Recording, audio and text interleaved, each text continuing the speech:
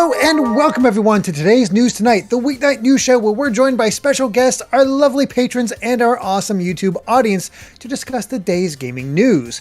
I'm your host, Derek Bittner, and I'm joined today by my good friends and GVG co-founders, Steve Bowling and Ash Paulson, along with our very special guest, our very own NightTIDE, also known as Daniel, half the team of Good Vibes Arcade, which you should be watching.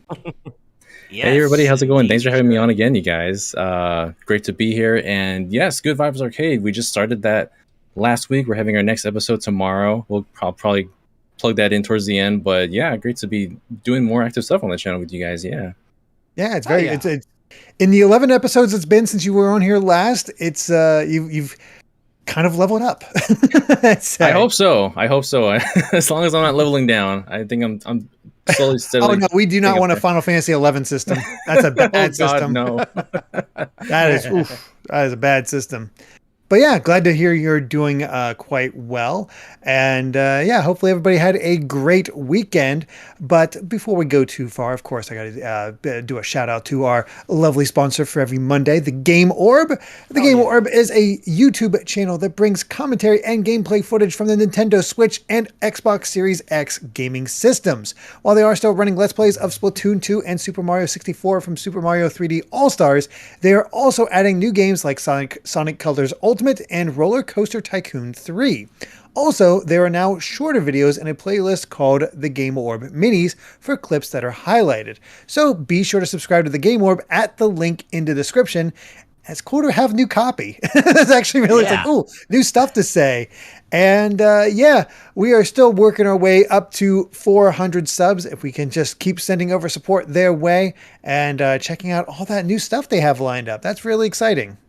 Yeah, if we could get everybody watching to go sub to the Game Orb, we'd hit that goal in 10 seconds. So please do us a favor. Exactly. Link is in chat right now. Yep, and I just pinned it, so we're good. As always, Eddie, the Game Orb, thank you so much for your incredible support. You've been here with us since the beginning, and we love you. Thank you so much. Thank you. Absolutely. So great to have you as always. And as another quick reminder here, we do have our push towards 75,000 subs for ourselves. And if we do, we'll be giving out a Switch OLED to a subscriber. Just any subscriber that is, as if you've already subscribed, great, you're entered in already. As soon as we hit that 75,000, that Switch OLED is going out to somebody. But in order to get us a little closer, I thought I'd sweeten the deal a little bit and offer up a little something for 70,000 subs.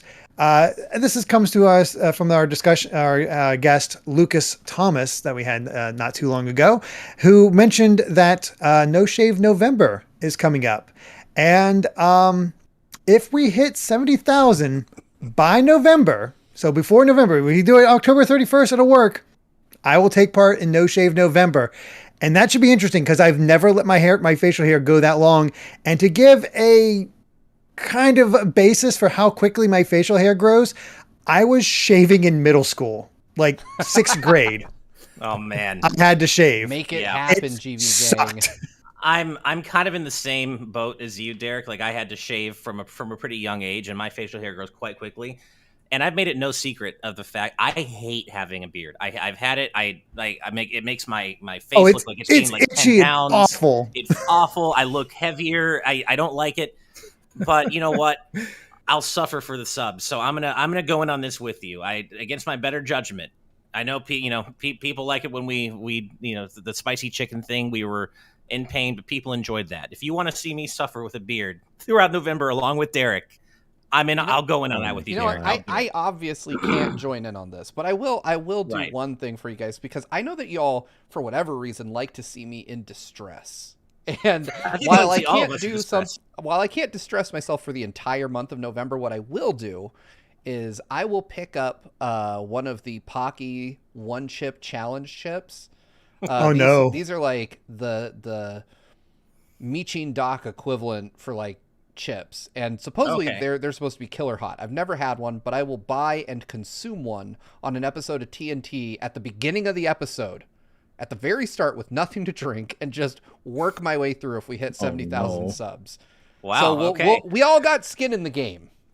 See, what's funny is that underlines how much I don't want to do, like, I would rather do that, Steve. I would rather have a hot ass chip and be in physical you could pain. Choose to do that. I'd rather do the beard thing and have forever. just a document of TNT where it gets thicker and thicker and thicker. And just, sure. I mean, you can trace the growing of my beard throughout this last season of TNT, but I want to give them something. I mean, if we get there, and I know how much you guys like to, how much my wife specifically likes to see me suffer through things on this show. Nice. So get that way everybody does a little something to thank y'all for 70,000 subs. It's only 1,500 away. Rec, I actually am planning a feature that involves the removal of my beard, and it's going to take a few months to get through that feature. So there will be a babyface Steve back again at some point. But yeah, I'm not going to do it for 70,000 because I think the feature I'm planning around it will be much more interesting.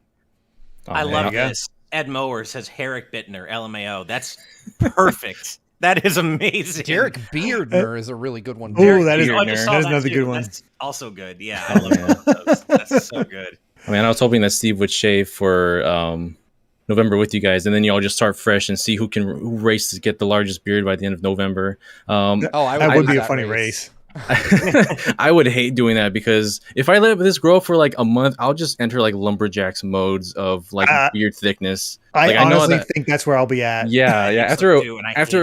After just a week, it becomes too much. I'm just like, I can't. I need to like use that lotion that kind of softens the beard, but doesn't really work because our hair's too thick anyway.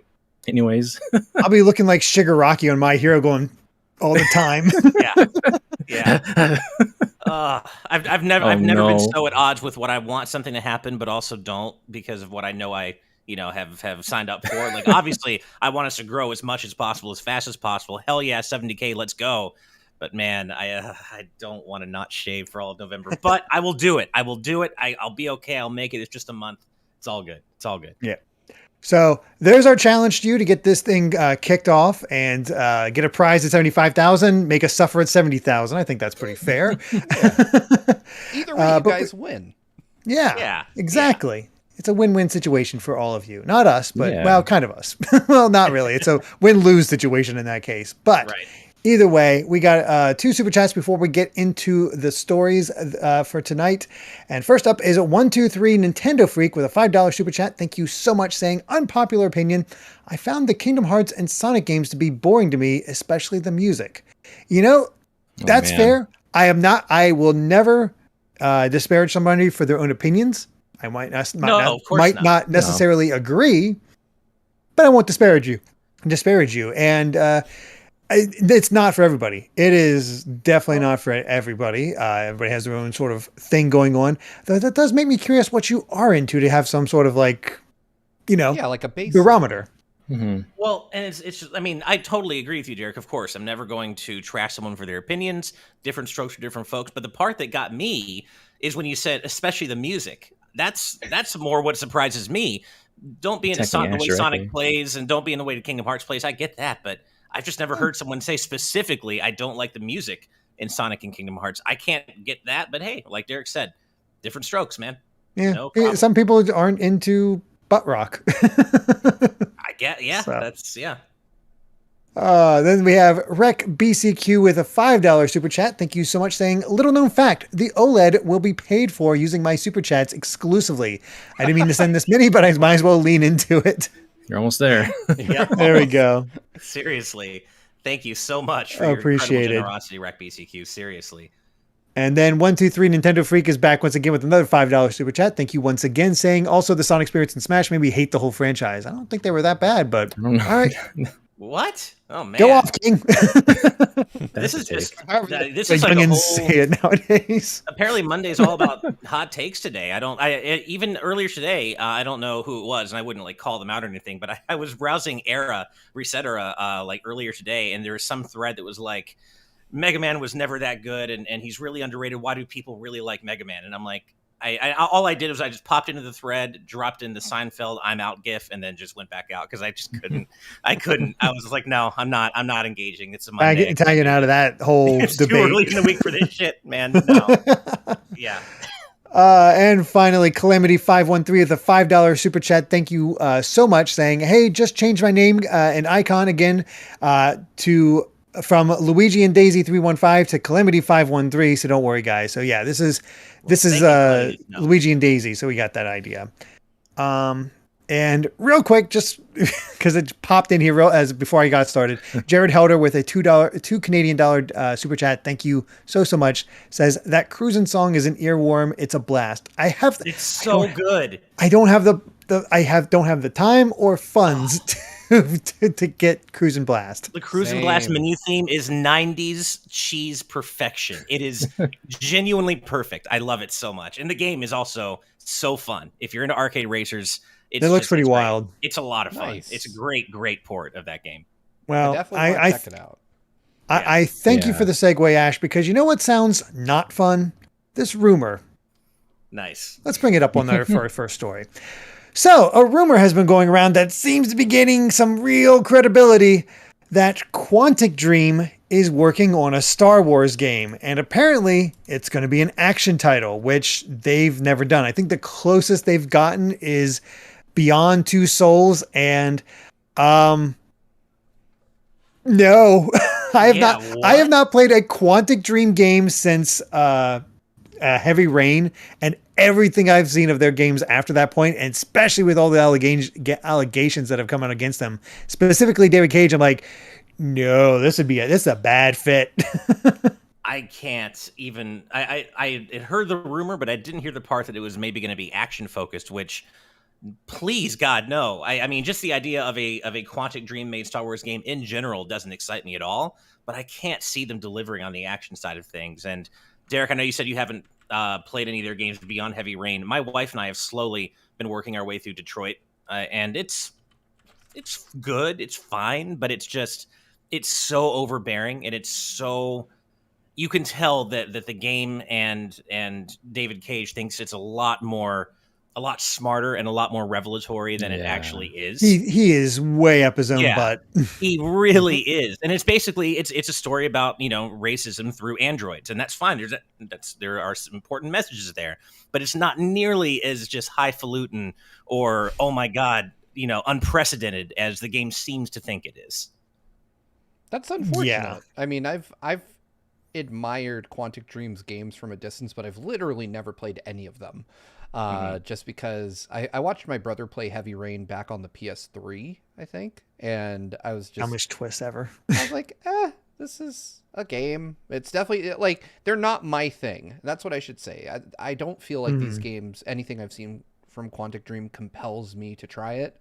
I have wanted to try Detroit Become Human, just because I haven't seen much of it. It looks interesting, but again, nothing about Quantic Dream's games grab my attention to the point that I'm like, wow, I have to play this right now. They don't induce hype in any way. And I consider myself to be like a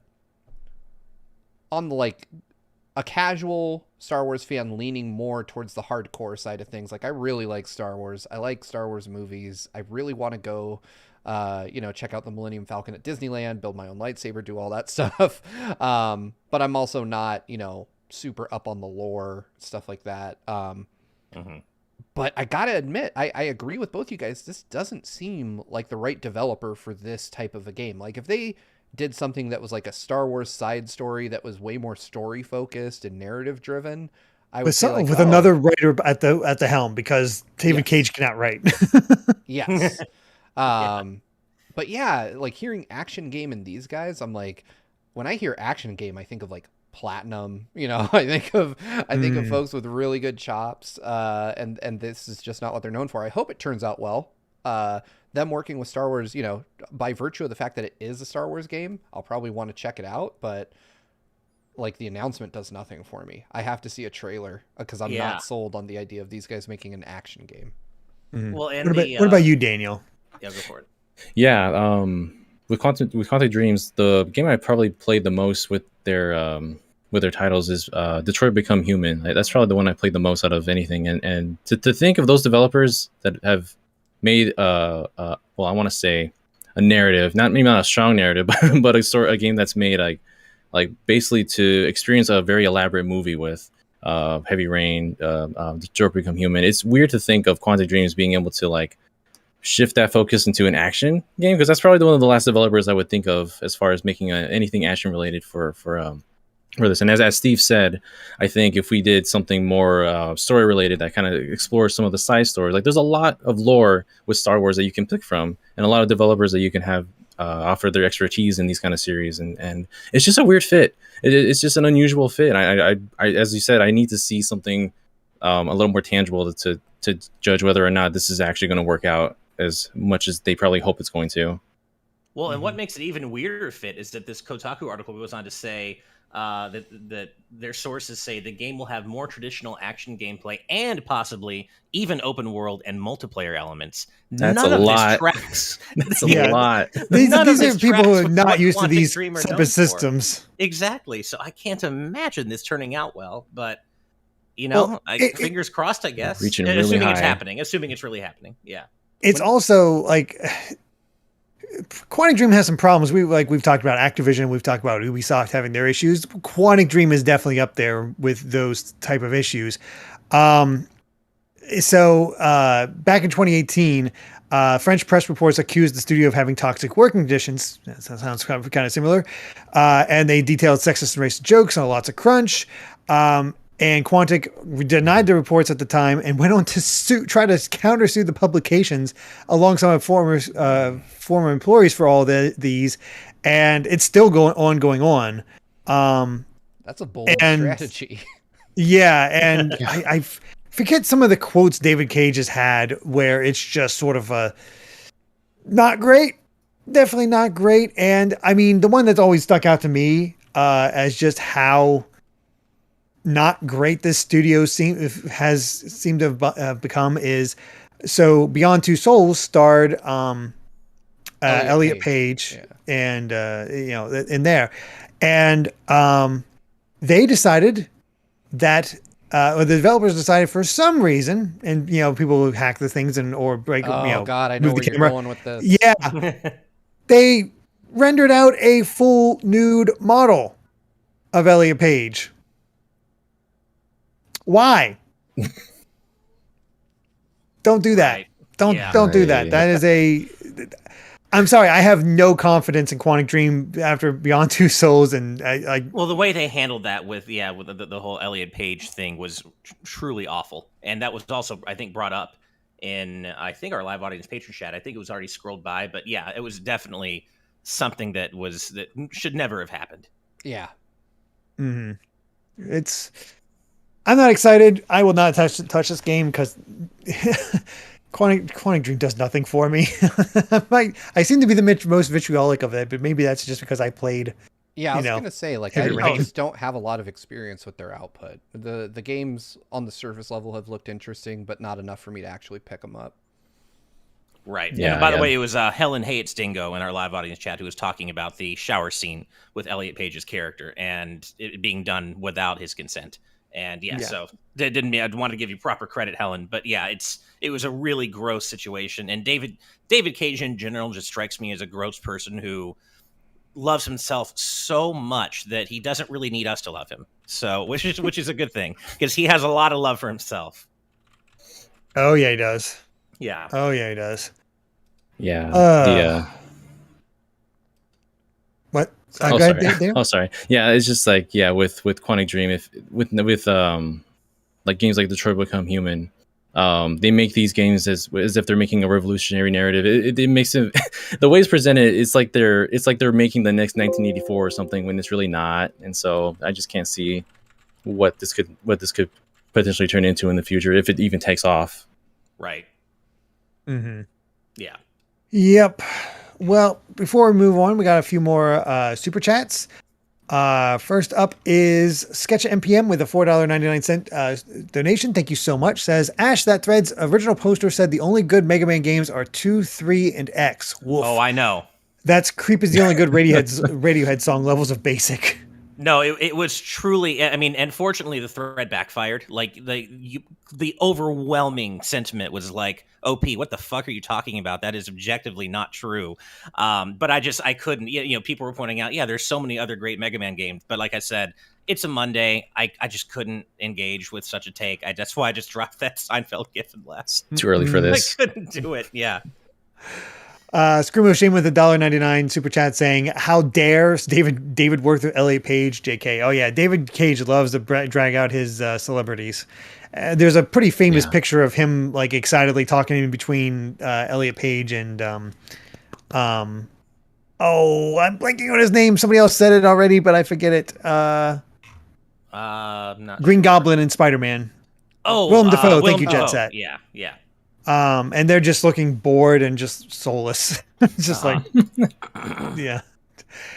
Black Ninja with a $5 super chat. Thank you so much. Says, loving the beautiful faces, all looking good. Anyone watching Boruto, because episode 217 is about to be absolute fire.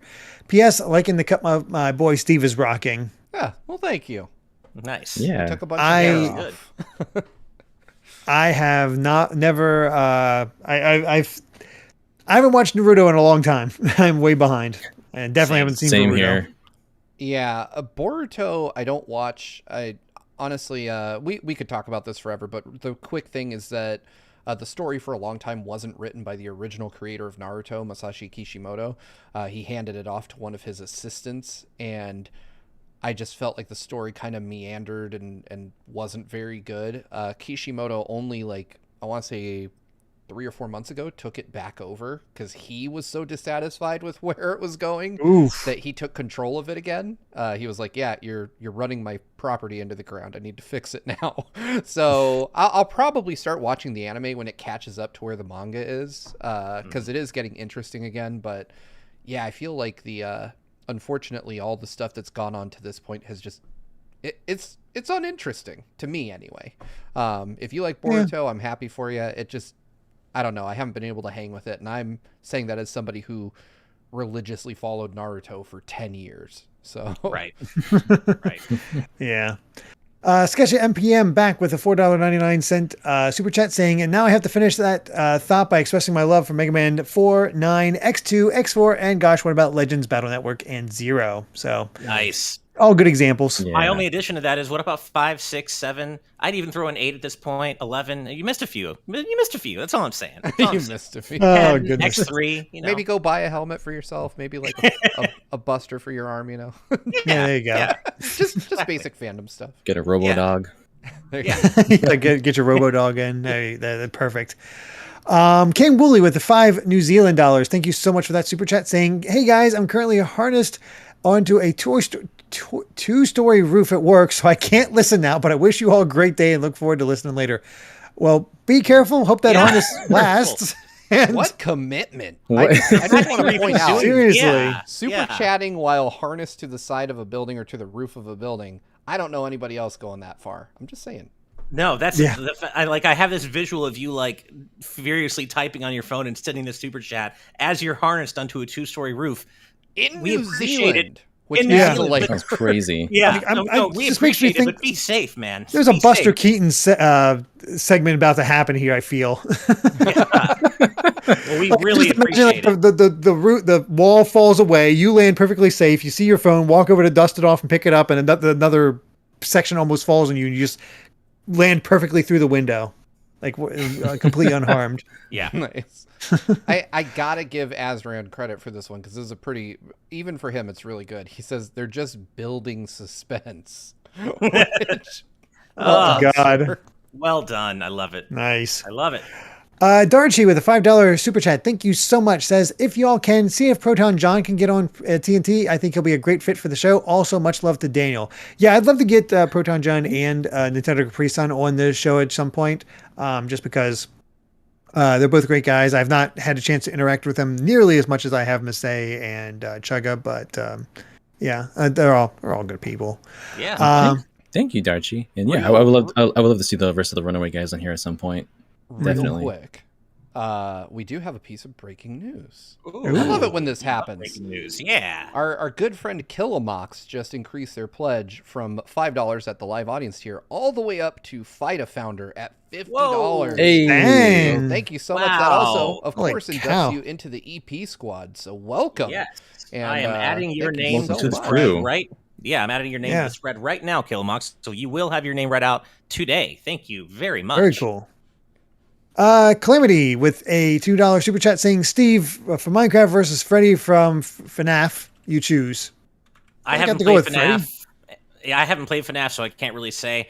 I'm gonna Freddy say seems Steve. Like an instant kill. Yeah, maybe it is. I'm gonna say Steve because I love Steve and he shares a name with Steve Minecraft. So that's my horrible reasoning. Steve. As a Steve, I gotta support my fellow Steves. So nice. Yeah, support our Steves. I guess I'm the only one for Freddy. Plus, oh well. Sorry, I'm just kind of tired of hearing about FNAF. But that's not really, Freddy's fault. I just kind of tired of hearing about it. But yeah, I get you. Nerds Ramblings with the $20 super chat saying, can confirm, unfortunately, I did get COVID, but I'm almost recovered. That is very good. Man. My symptoms are almost done, though, and school for me is pushed back a month. But at the very least, found a retro store and got Mario Party 5 and 6 in Japanese. Nice. Oh, wow. Well, there's some good news amongst all of that. I'm glad you're feeling better. That's the big thing. Yeah. Good on you for maintaining a positive attitude and finding things to be excited about, despite the fact that you got COVID. But we're just glad to hear that your symptoms aren't too awful and that you're almost recovered. Yeah, so. and they say that their copy of MP6 came with a mic, which is the best way to enjoy the full experience of Mario Party 6. Hell yeah. Mario Party 6 is still the best Mario Party game. Don't have Yeah, it's funny. I have no nostalgia for it whatsoever, but I tried it out and it's like, oh, this is really good. Right. I love Mario Party 6. Oh, such a good game. I also really liked it when I won 24 stars during GVG After Dark. We're not going to talk about that. Yeah, I was trying to remember how didn't get a chance to watch. I'm like, how did you do that? And then I remembered what board it was. I was like, oh yeah, that makes sense. Fair Square Fair Square has the highest star counts of any board. Unfair Square. Fair Square. Yeah. Fair Square for me. Unfair Square for everybody else. Yeah. Well, we might as well continue Ash's high with this next story. Nice. So, we finally have a release window for Freedom Planet 2, and it is spring of 2022. So, 2 seasons from now, something around there. Hopefully by March, April of 2022, and there it'll be. So, I have still not played Freedom Planet 2. I'm going to leave it up to the rest of you. Like, what I should hope not, because it's not out yet. Well, I haven't played Freedom Planet. Sorry. I'm sorry. If you had. Yeah. Oh my God. Anybody who's watched anything I'd said for a while anywhere really knows that I'm super into Freedom Planet. I love that game. Played the hell out of it. I still go back to it, and I am so excited for the sequel. It feels like we've been waiting I don't even remember when it was first announced. 4 years ago, maybe 5 years. I don't know. It feels like we've been waiting forever for it, but I love Freedom Planet. It's I believe if I understand it correctly, I believe it began life as a Sonic fan game and then kind of evolved into its own thing. And you can tell that the Sonic DNA is in there, and it's very overt, but it really does just kind of become its own thing and actually adopts some. I would say it adopts kind of almost like a treasure. Bullet hell action mentality for its boss fights. It's a really interesting game, and I can't wait for Freedom Planet 2. I'm so happy. This is nuts. So real quick before I let you go, Steve, it was greenlit. It was submitted to Steam Greenlight on February 10th, 2017. It was greenlit on February 14th, 2017, and it was estimated to be available in 2018. Then later changed to 2019, and of course now we're getting in 2022. So this has been 5 years in development. Yeah, that's crazy. Yeah, it's for those of you that want to know a little bit of the pedigree behind it too. It's actually programmed by Christian Whitehead, who, if you're not familiar, is the dude behind Sonic Mania. And you can tell too. I mean, this is a really good game that I really can't recommend highly enough. And it goes all in on the narrative aspect too, which I find really interesting. All of Freedom Planet 1 has fully voiced cutscenes. A lot of the voice acting is pretty high quality. Not all of it, but I would say a lot of it is. And these are fully voiced cutscenes that sometimes might go on a little too long. Like the cutscenes can get a little long in the tooth. But it's not often that you see an indie platformer go all in on the storytelling with full voice tracks and everything. And it's just a really unique vibe that I really recommend to anybody who likes Sonic games and 2D platformers. I really, really highly recommend you check it out. Yeah, this is something I really need to get into as well. Amongst the library of backlog games I have, Freedom Planet is on there as well. And I just love I love it whenever you hear about like fans creating something with a different template like this one for Sonic, and then it becomes its own thing, and it becomes so successful that it creates a sequel like this. It's always really great to see. Mm-hmm. Yeah. I think I just remembered why I did not play Freedom Planet when it first came out, because I got a code, but it was on the Wii U. And when it first launched on the Wii U, it talked about how it had all those issues. So I'm like, I'll just wait until they fix it. And I think it took like 6 months. And I'm like, by the time it was fixed, I was like too much other stuff to get done. So I was just fell by the wayside. Now, unfortunately, I did just notice that Spring 2022 seems to only be when it's coming out on Steam for PC and Mac, though. At least it's coming to Mac, but I'm guessing we'll have to wait a little bit longer for console releases for this game. Perhaps, unless they find some sort of partner. Worth the wait. I'm sure it will be, but yeah, just looking forward to it. Really, really happy for the devs that they're finally able to get it out soon, and I think I'm confident it'll be worth the wait. Again, the first game is just great. Mm-hmm. Absolutely. Play it in a year from now on Switch. Yeah, exactly. Pretty much. I can easily just pick up Freedom Planet 1 on Switch before this one comes out. Nice and fresh in my mind. Yeah. Oh, wow. Goran Amber, close friend of theirs, is working on Freedom Planet 2. Oh, very That's cool. awesome. Oh, wow. That's so neat. I didn't know that. Small world. Very cool. A safe and equal workplace, Skull Kid Tiger says. Oh, good. Ash can play on his keyboard. I love it. Keeping the joke going. I respect we'll that. Get we'll get him one eventually. We'll fix it up soon. Yeah. Really, we convert you more of a gamepad in that case, but yeah. I refuse to play platformers with a keyboard. Gamepad only for me.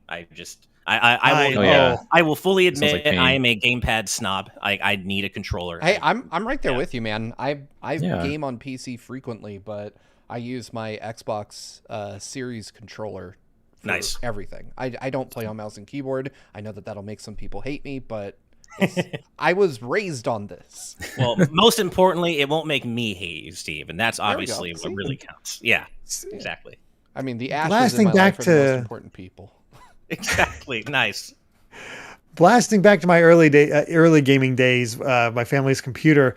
Since I didn't have access to a PlayStation, I only had a Saturn for a while. I got Croc, Legend of the Gobos, and the first two Tomb Raider games on PC, but we didn't have a controller for it. So I played both those games with keyboard only. Oh God! Which I beat Croc. I never beat Tomb Raider, but I did beat Croc. But it actually kind of works out because they were both like tank controls, so it wasn't that bad. But it was still like something. My dad let me play Tomb Raider on his PC back in the 90s, and he insisted I use mouse and keyboard. I gave up. One day, and I remember this, he bought me Super Street Fighter 2 Turbo because it wasn't on SNES, the Turbo version. We just had Super SF2 on SNES, and I wanted Turbo because of Akuma. So he bought me the DOS version of that game. He was like, he just was against me using a gamepad. He's like, nope, you can use the keyboard for this. And I like had to show him, I'm like, do you have any idea how hard this is? You're basically telling me I have to learn how to play piano. Like, I need a controller. Imagine having to play. That just gets a big fat ooh from me because I never would want to play a fighting game, 2D or 3D, with a keyboard. Oh my God. Yeah, it was literally. He eventually caved and bought me a controller, but he was definitely happier than he should have been when it stopped working. No.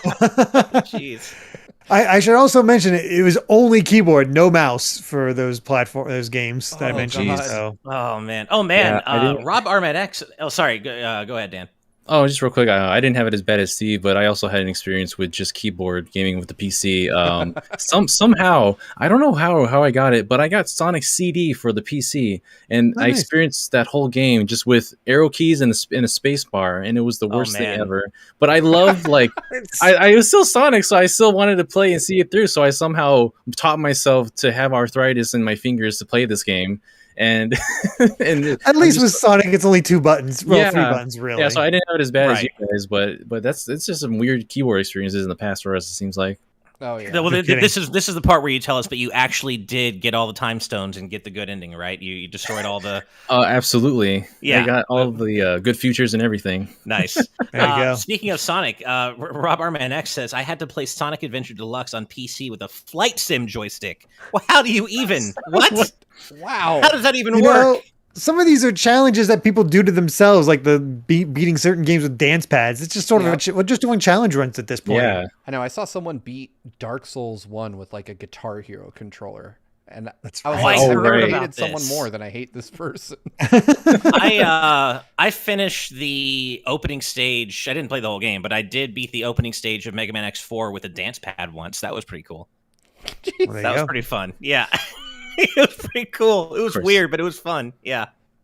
Oh goodness. All right. Well, let's go ahead and move on to our. Well, before we move on to our next story, we got a few more super chats. First up from Cyronus with $7.99. I'm gonna say, is that Australian? Australian dollars. Australian. Okay, I thought it was Yeah. Australian. I wasn't sure if that had AUS. I couldn't remember. But either way, Cyronus, thank you very much for the super chat saying, first time live. I'm a teacher, so usually working at this time.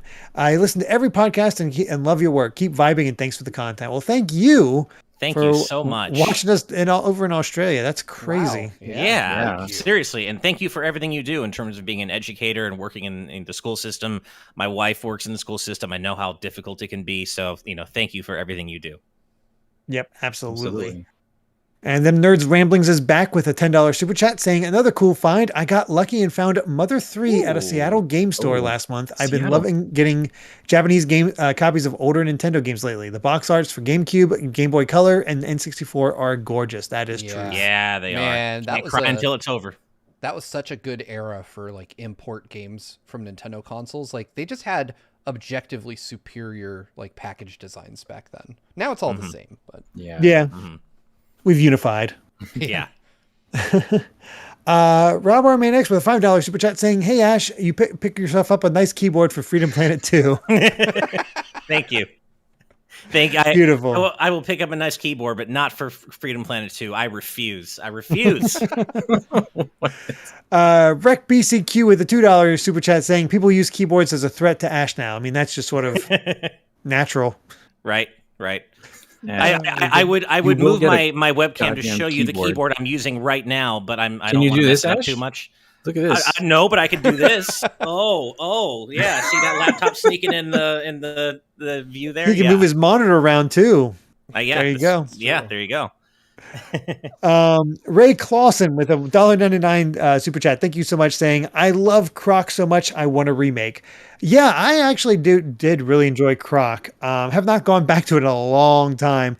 Did get Croc 2 on the PlayStation and I was like, oh cool, I get to finally play this with a controller. Oh god, I don't like this. Like I did not enjoy Croc 2 at all. So I didn't play either Croc game. I don't know what I'm missing. They were made by Argonauts, so same guys that made Star Fox. Oh wow. Oh, that's okay. quite a pedigree for Croc. I mean, shit. Yeah. Wow. It's not a bad platformer.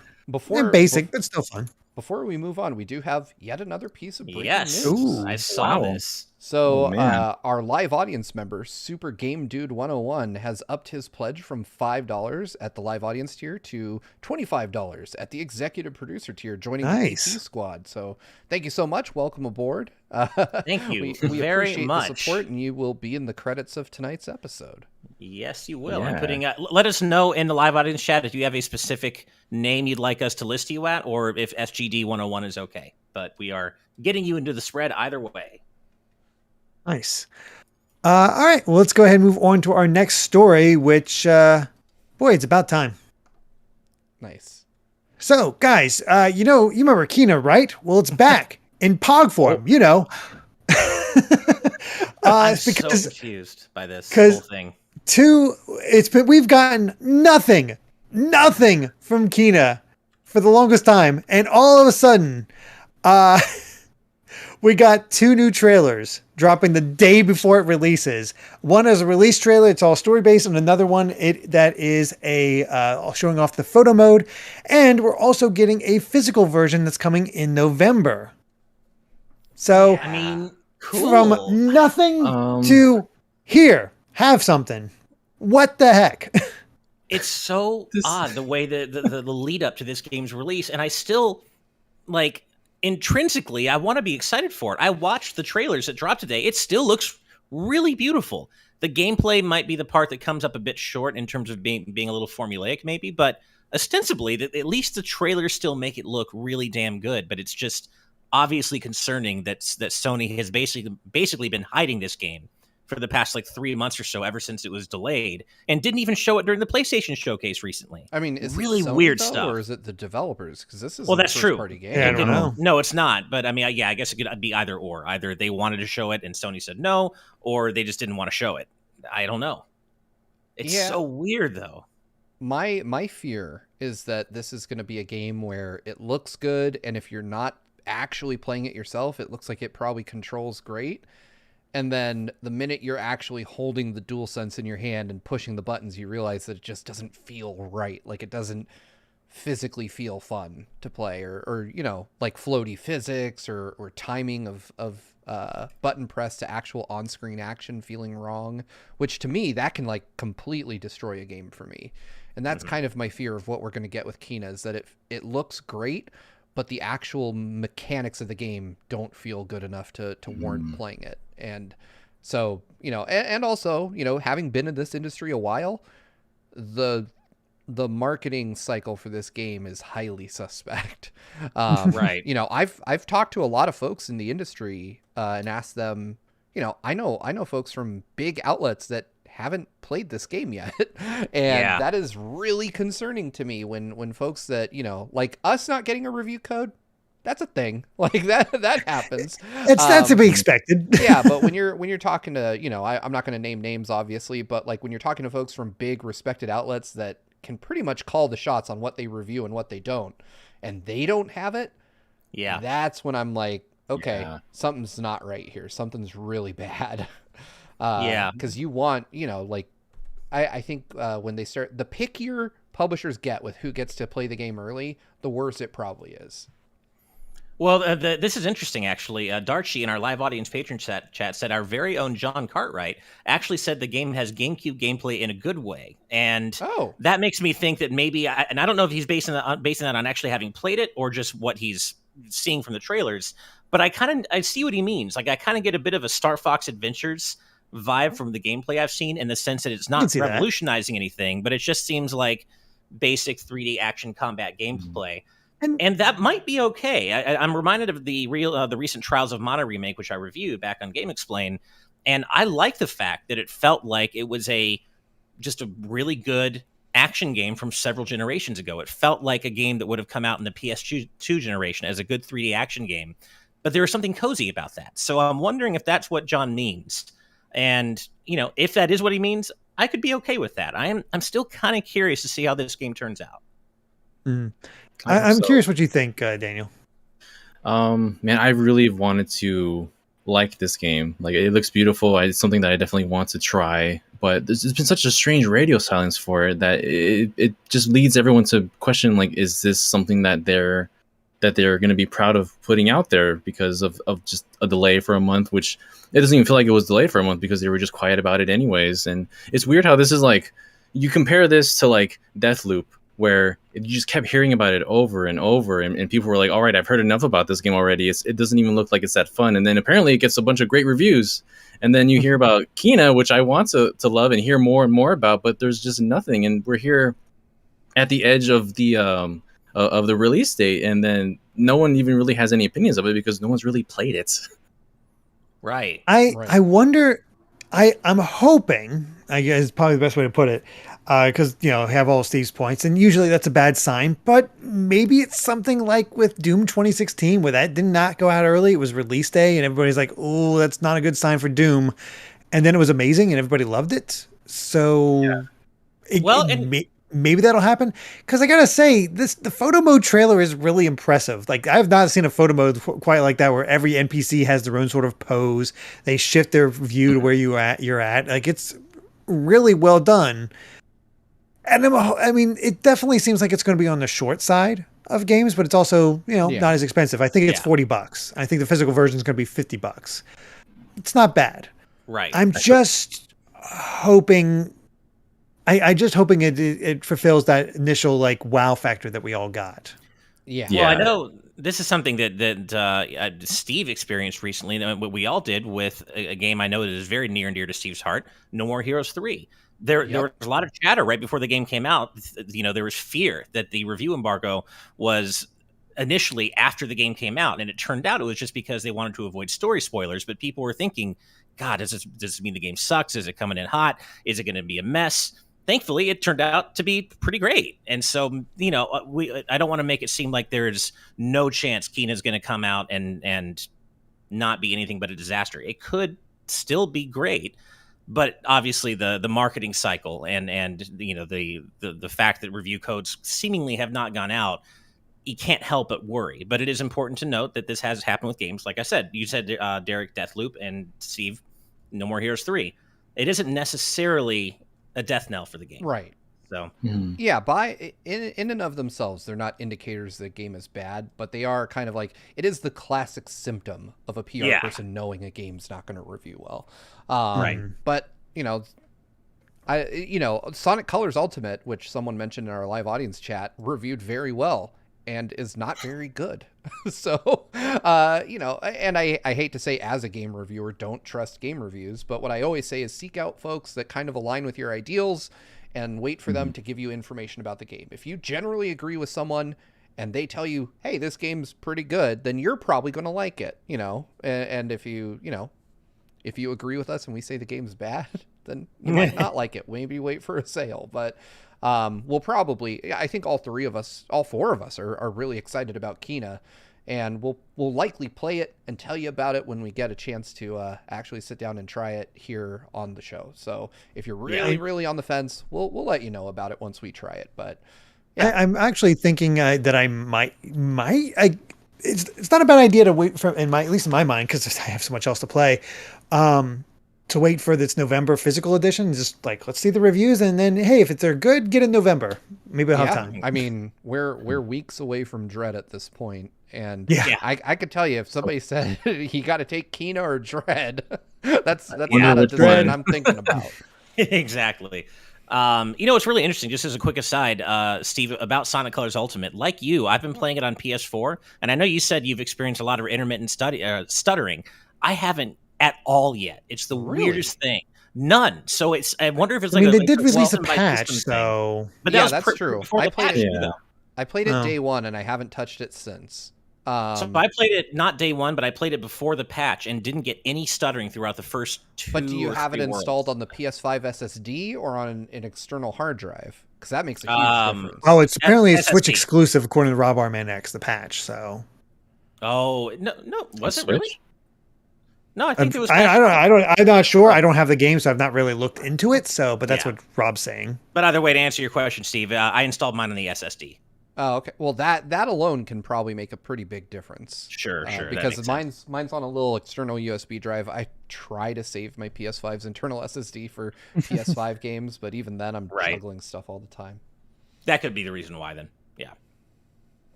Yep. All right. Well, we'll see what happens with Kina. We don't have long to wait. I mean, technically, it comes out in a few hours. 4 hours tomorrow. Yeah, a few hours.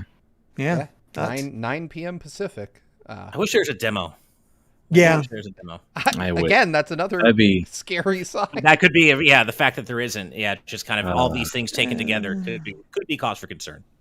Yeah, we'll see. I don't know. It is Ember Lab's first game, so it's like I hope people aren't going to be too very expectant of what they can create on their first outing of a game just because it looks beautiful. I mean, you never know. Inflated expectations on the internet? Never. That would never happen. That doesn't happen. Never. Especially not on Twitter. Yeah, ever. No. All right, a few super chats before we move on to our next story. First up is Ray Clausen with a $4.99 super chat saying, I believe it was a Yoshi game. This was Croc, but it was changed to a crocodile when Sony and Nintendo split with the PlayStation. Yeah, I believe that is correct. Interesting. I don't think I knew that. And then Pyro Jack Daniel with a $5 super chat saying, so Sony pulled a Nintendo for Kina. I think Nintendo is more like, announce it and then it's out in a month. I think that's more the Nintendo style. Yeah, because there's still been like a 3 months of relative radio silence between the last time Sony showed Kena off and it actually releasing. Yeah. Lately, it's been like Nintendo announces it and then keeps releasing trailer after trailer after trailer, like with Dread, and they. I mean, they're hyping Dread up. I mean, hopefully it draws in those new fans, but we'll see. Hopefully. Late Night Sprites with a $5 super chat saying, I cannot stop listening to that one new WarioWare song, enjoying the game too. Also, GVG Pogs win with the crew. Bongo had a Renee chicken and more. Oh my God. Oh man. Just making sure to get all the GVG just memes all of it in one shot. All the essentials in one package. Yeah. I'm down with all of those except for Hatterene. The rest I'm down with. Hatterene, let's sleep out. I'm good on that. That Wario song is really good though.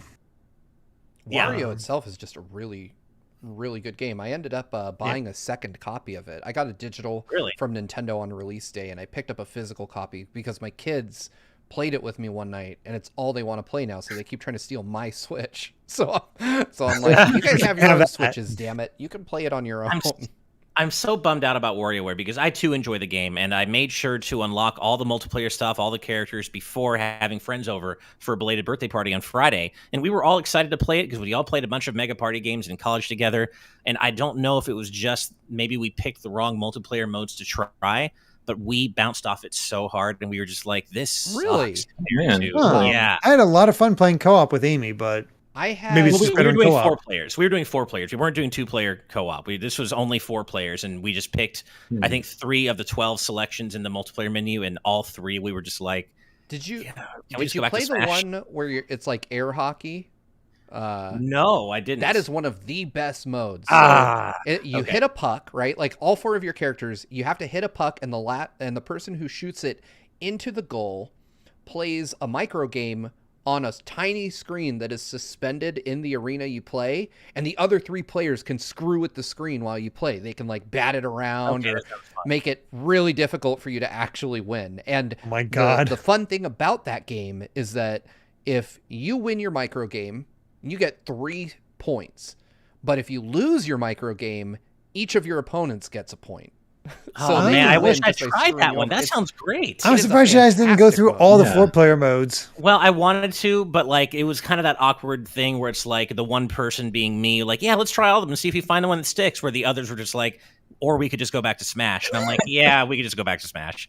But of course. I hear you though, because I don't know when I'll get to have 4 people to play them with again. And what sucks is every one of the modes I tried didn't use microgames at all, and that's part of the problem. We only played ones that didn't incorporate microgames, and that's what we were there for. Oh yeah, and I'm like, damn it! You picked the worst 3 then. I guess so. Wow.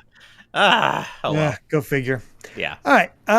Black Ninja with a $2 super chat saying we got the Loop of Death on Deathloop. Again, hearing great things about the game. Just I'm never gonna get a chance to play it anytime soon. Yeah. I hope that I'll be able to play it like as we evaluate games for Game of the Year, because so many people said it's like a 10 out of 10. That I feel like it'd be a disservice not to have at least one of us try it. But yeah, it's way back on my priority list at this point. There's a lot of games this year. It's rough. A lot. Yep. Get Lucky with a $5 super chat saying, we've been trying to reach you regarding your car's extended warranty. What the heck? What? We've been trying to reach you regarding your car's extended warranty. You should have received something in the mail regarding your car's extended warranty. I get a voicemail from some number, no matter how many times I ask them to take me off their list or whatever. I get voicemails. Well, I don't ever answer the phone for these numbers, but they still leave me voicemails to this day saying almost exactly that. It's about my car's extended warranty. It is an incredibly common scam call. Ugh, it's awful. Yeah. Well, let's go ahead and get to our next story, which is all about some prototyping. Nice. So, almost 500 Dreamcast and Xbox prototypes have been released, I believe thanks to Project Deluge, which is a video game archival project from the Hidden Palace. And they have just been on a tear finding all these prototype games and getting them on there and releasing them. I believe it's 100. It looks like there's 135 Dreamcast prototypes and the rest are Xbox. And notable games from the Dreamcast dump include prototype builds of Illbleed and Tony Hawk Pro Skater, a version of Sega GT with Luigi in it. Yep. Awesome. And some early builds of Soul Calibur, Crazy Taxi, Legacy of Kain, Soul Reaver, and Time Stalkers. So I don't know a whole lot about this. I'm assuming Steve read up about this because I saw that. Yes. I'm not. I see this as like cool. We got that preserved. I don't know what this means. Yeah, so we covered Project Deluge Yeah. when it first started, and apparently we missed like the second prototype drop, or maybe I wasn't here for that episode.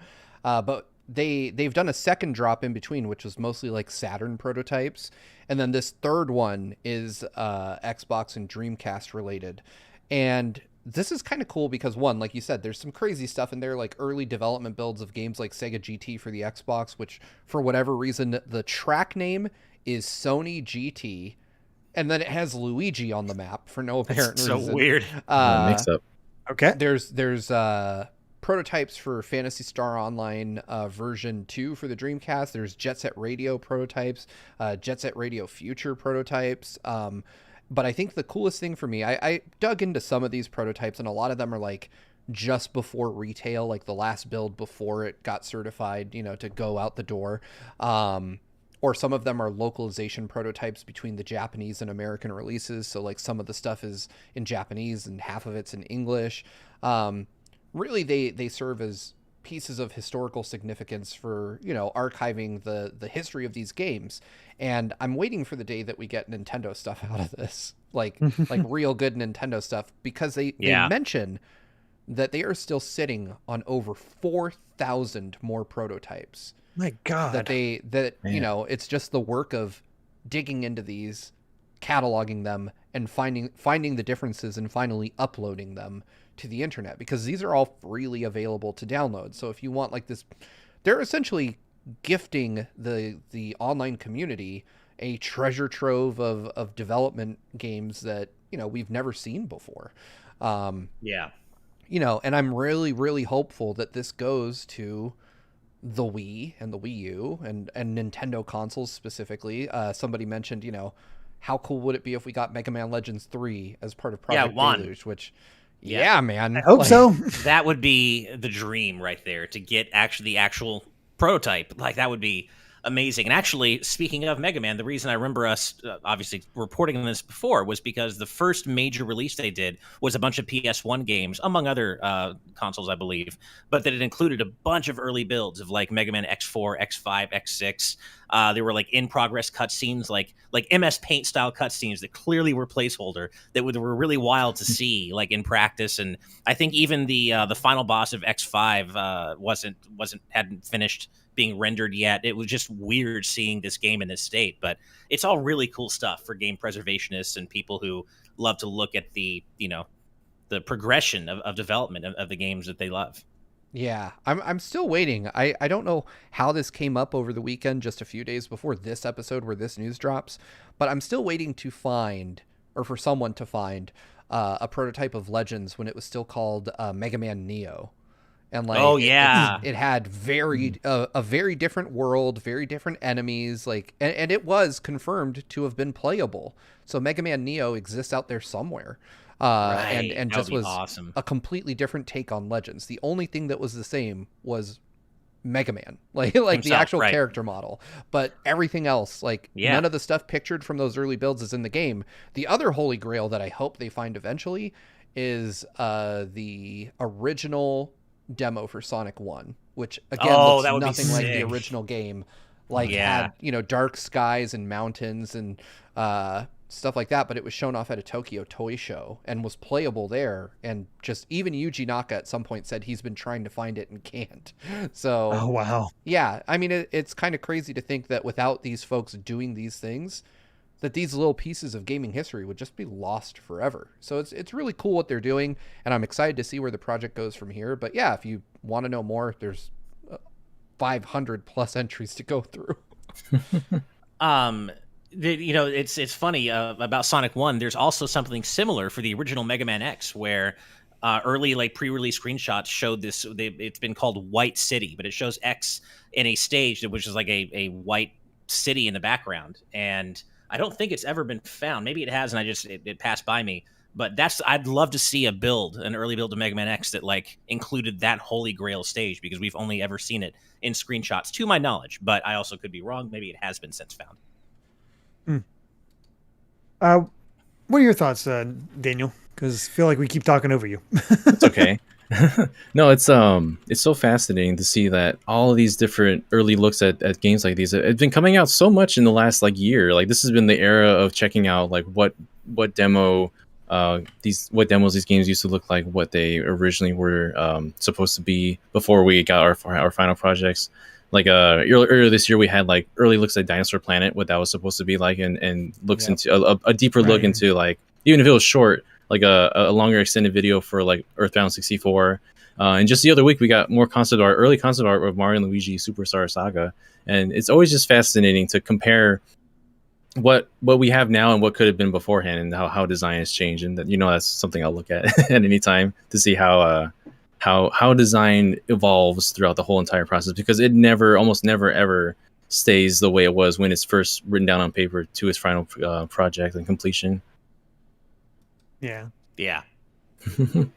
Oh boy, there's a lot in there. As people mentioned, there's like a He-Man game, a Pac-Man racer, tons of crazy stuff. But I guess we'll see what happens as time goes on. Apparently, the earliest known Psychonauts preview build.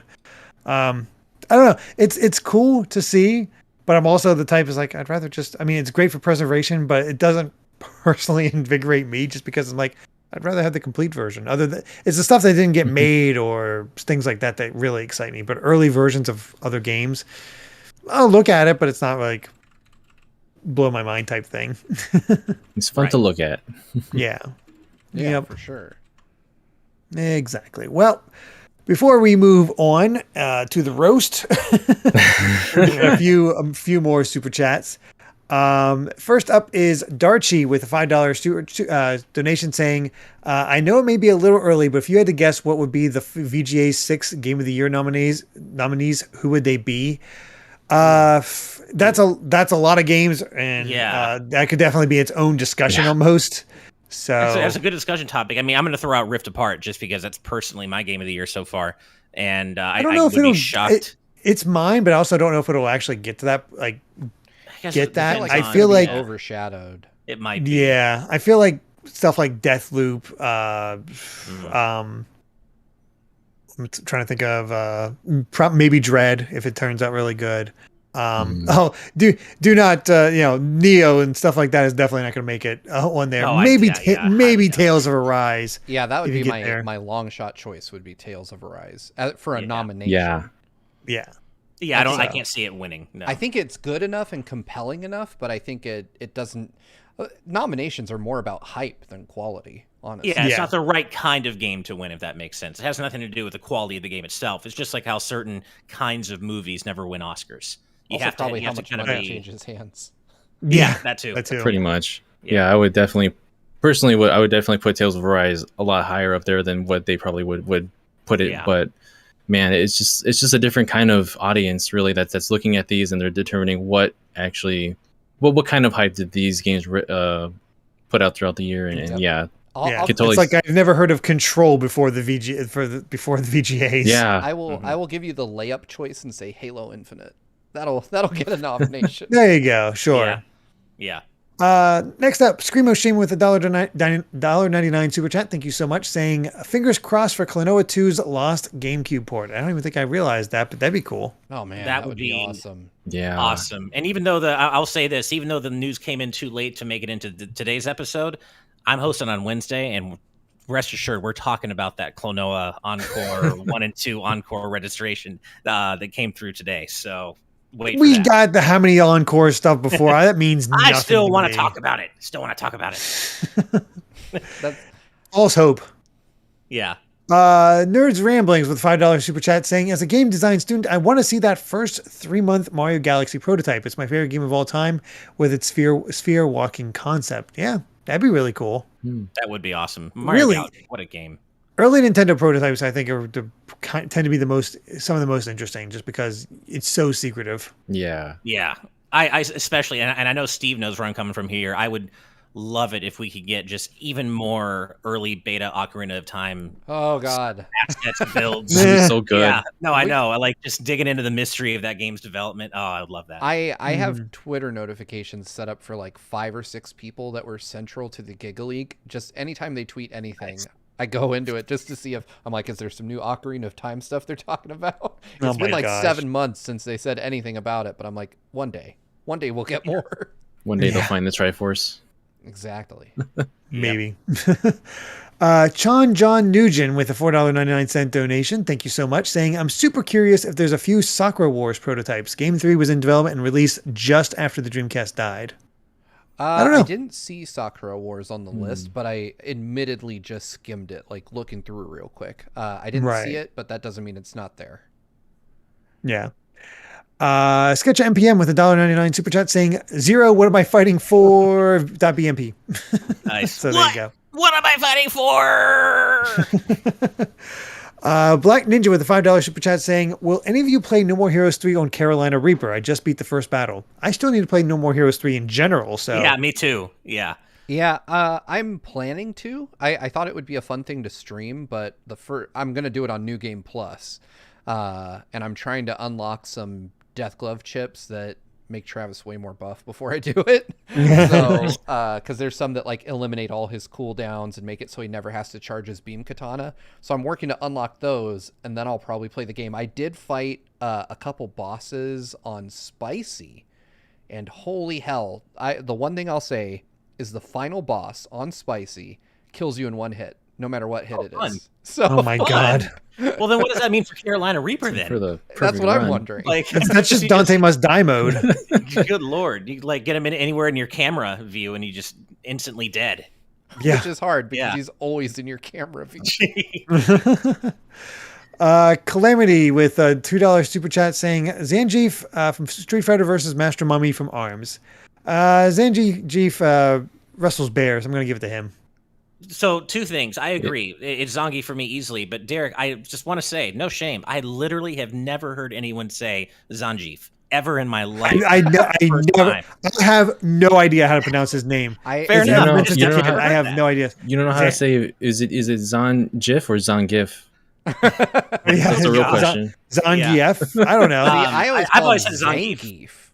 Also, there's Zangief. My pronunciations are notoriously out there sometimes. So. Hey, this is coming from no shame. This is coming from someone who, as a kid, called Guile Gilly. I'm not making fun of you. I'm just saying I've never heard of Zangief before. But hey, what is it? Fair enough. It's Zangief or Zangief. Zangief. Okay. Yeah, like people call him the Geef too. Like it's the Geef. Yeah, Geef. All right. Yeah.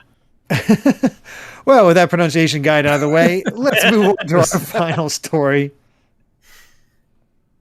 So, kind of a double whammy here. It was originally going to be Vicarious Visions focused, where they're saying they're the developers of Diablo 2 Resurrected, and they had an interview recently where they said that players should do as they feel, what they feel is right in regards to buying Diablo 2 Resurrected, whether they feel like they should, boycott it or not. It's up to the player. They're not going to hold anybody. Like, oh no, how dare you not buy our game or anything like that. They've looked into it and they seem pretty humble and whatnot. And then more news came out today as the SEC has begun investigating Activision. And for those who don't know, they were initially being investigated by California. The SEC, or let me see, get the thing here, what that stands for. The Securities and Exchange Commission, that's federal. The federal government is getting into the Activision whole thing.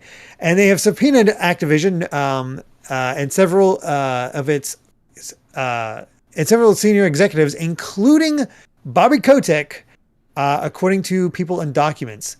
They're looking into how they handled employees' allegations of sexual misconduct and workplace discrimination. And the agency is asking for documents including minutes from Activision board meetings since 2019, personnel files of 6 former employees, and a separation agreements the company has reached this year with staffers. So they're also asking for Kotick's communications with other senior executives regarding complaints of sexual harassment or discrimination by Activision employees or contractors. So things are getting worse for them. Hell Yes. Love this. So Yeah. So here's the things I like about this. First off, I've got doggos and cats on the screen. Just our promote a pet, folks, to make this story a little more palatable for those of you that understandably hate hearing about this. But the thing about this is we will finally get an answer as to how far the rot is in Activision Blizzard, because and I firmly believe that we're going to find out that of course Kotick knew about what was going on. Of course some complaints had reached him, that he was aware of these situations. And that is the best thing that can happen. You know why? Because once it publicly becomes known that Bobby Kotick knew and did nothing, well, that's a real bad look for Activision. Bad enough to potentially fire Bobby Kotick, because it doesn't matter what the SEC does. It doesn't matter, how much money Activision gets fined. They'll be fine because they have enough money to weather this storm. What really matters is the public fallout. When people find out that Kotick is the asshole we all know he is. And so, someone will have to say like, well, we got to stop the bleeding, Bobby. And well, you're kind of a scab. So you need to go. Yeah, I mean, I couldn't say it better myself. I completely agree with everything you just said, Steve. I want the rot in this company to just, to not just be removed, but I want the people responsible for it to be punished, to hopefully face jail time. I'm not naive enough to think that'll actually happen. Oh no, this will be a nice slap on the wrist, but it's more about the public perception finally, or just feeling like they need to do something in order to actually change things. But they were already caught destroying evidence before, I believe, right? Yes. We just talked about that a few episodes ago. Yeah. And how they're not only destroying evidence, but, having threatening conversations, basically threatening employees into silence, telling them not to share, to share anything about their experiences at the company with media, really bad shit all around. And I hope this blows up in Bobby's face. I really, really do. And this is promising news, as you said, Steve. Yep. Promising indeed. And also, fuck Activision Blizzard. just put it out there.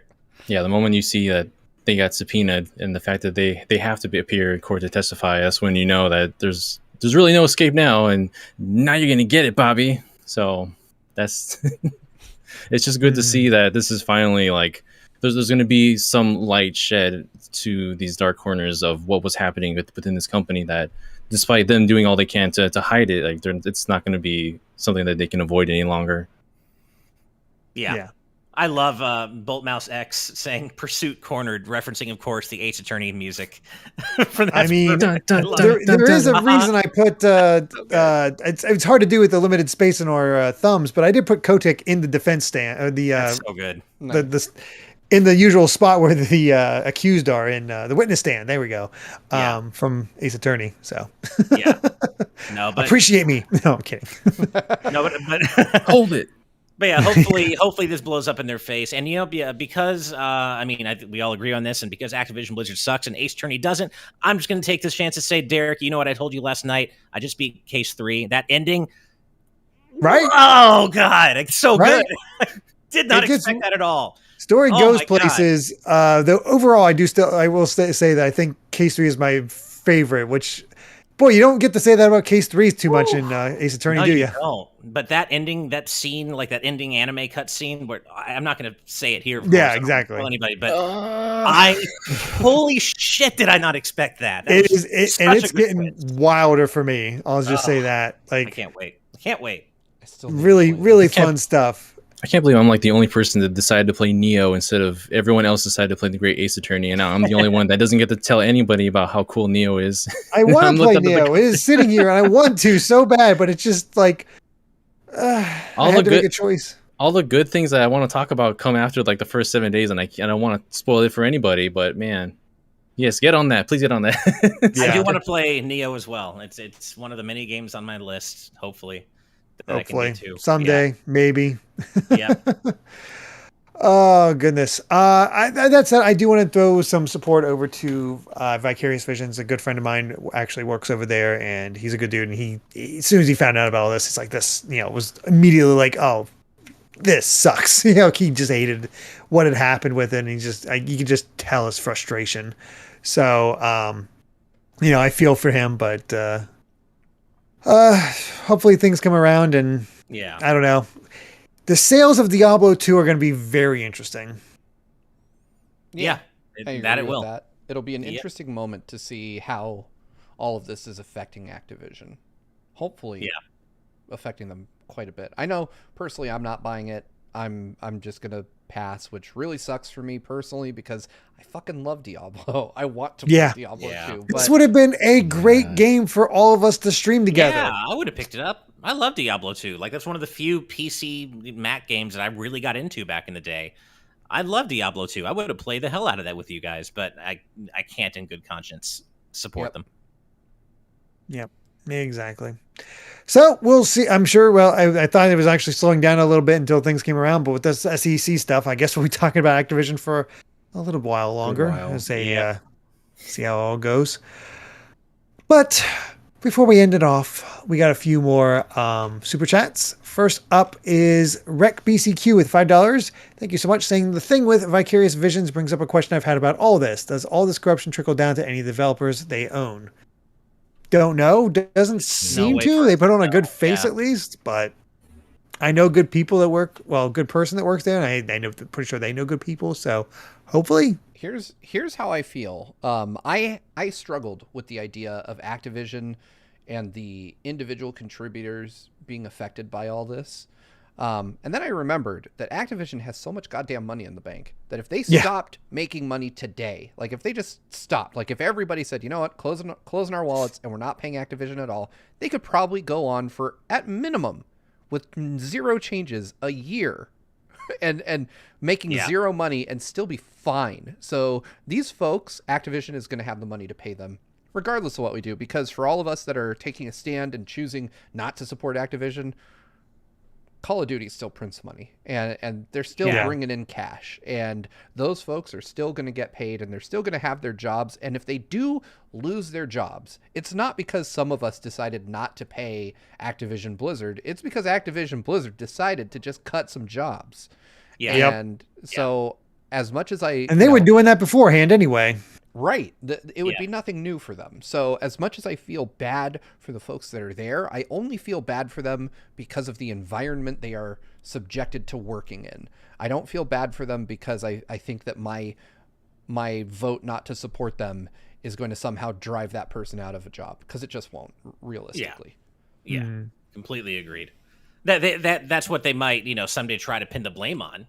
Some of the hires be like, well, unfortunately sales were a little disappointing, and not, say it without actually saying it. But, those of us who know better know, just like Steve said, a few, even a handful of us choosing not to support the game isn't directly responsible for a dev losing their job. That's just not how that works. Yeah. All right. DJ McCarthy with a $20 super chat. Thank you so much, saying, I never get to tune in to live thanks to work. Even now I'm not live, but thanks for making my hour commutes to work all the better.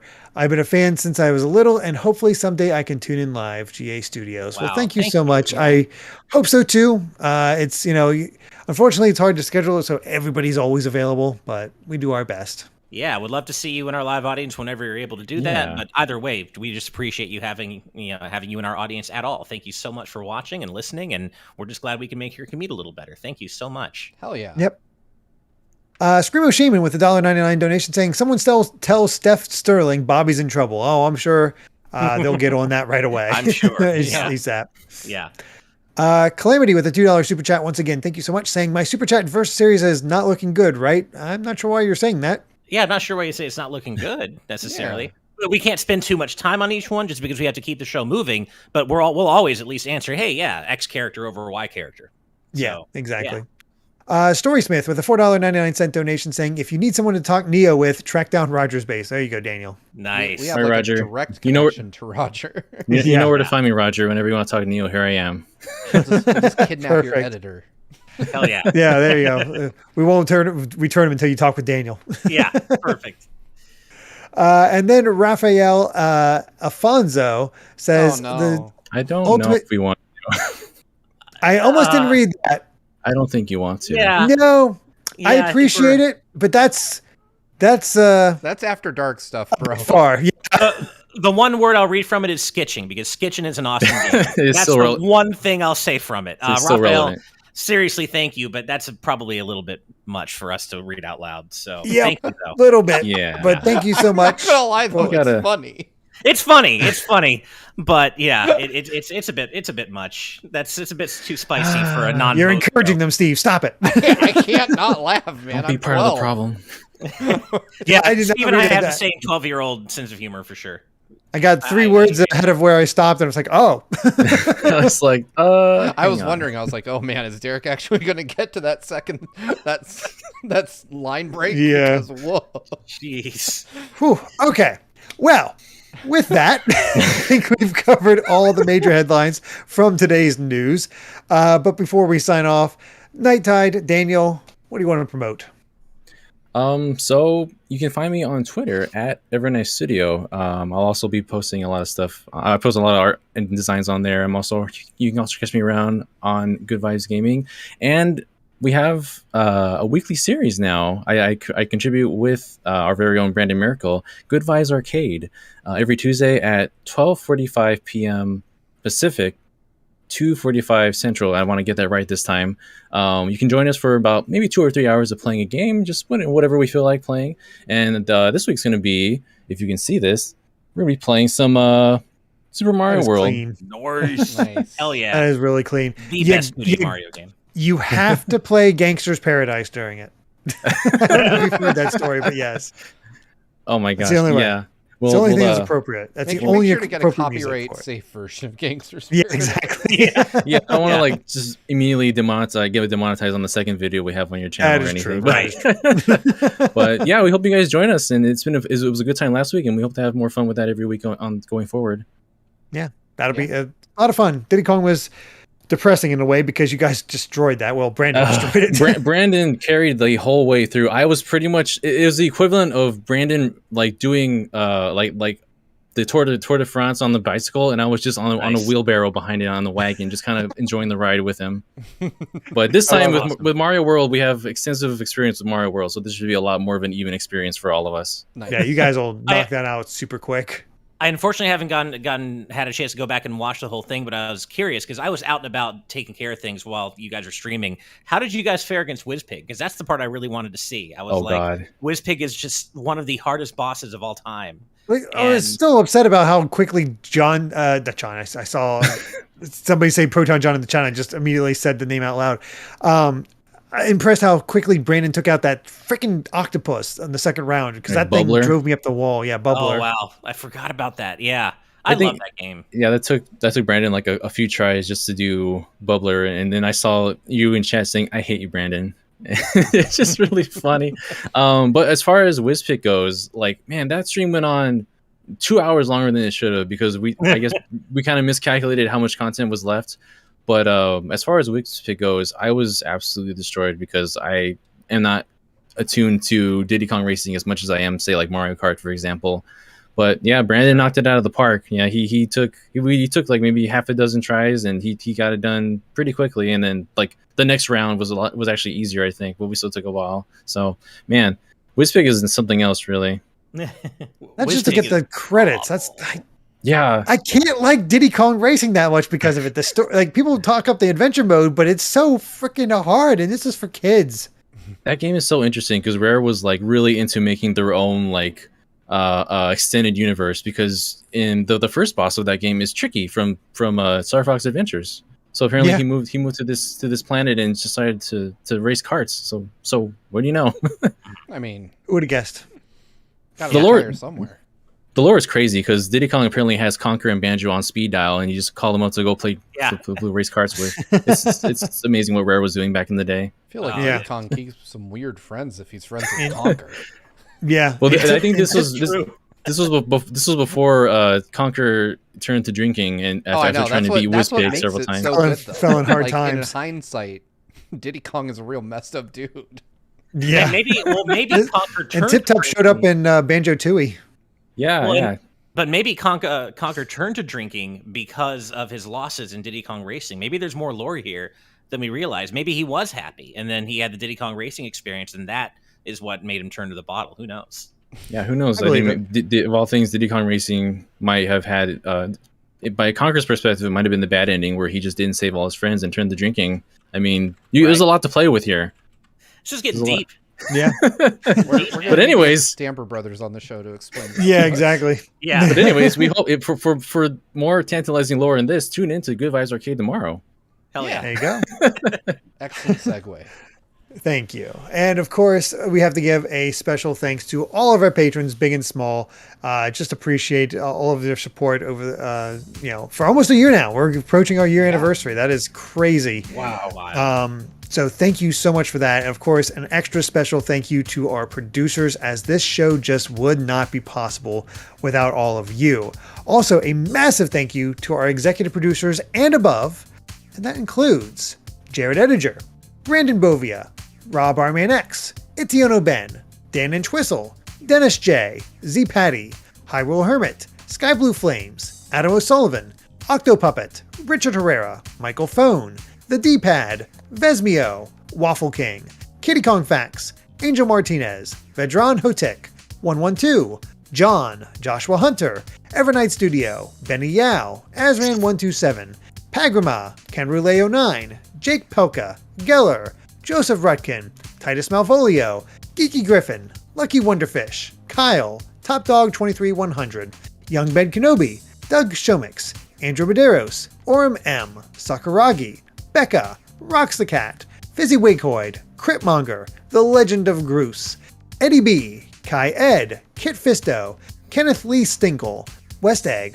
Deaneth, Coda, Michael McCall, Matthew Wong, Goron Amber, Straight Lace, Justin Matthews, Hoobie, Too Much Spaghetti, Mega Conrad, Ascaron 809, Kane, Captain Finlandia, 60 Minutes and 60 Seconds, Christopher Masterson, Spicy Pandotter, The Game Orb, Dano the Artist, Grantles, Ravelox, Synchro Lord, Brainchild, Rosa Bowling. Hi, Mom.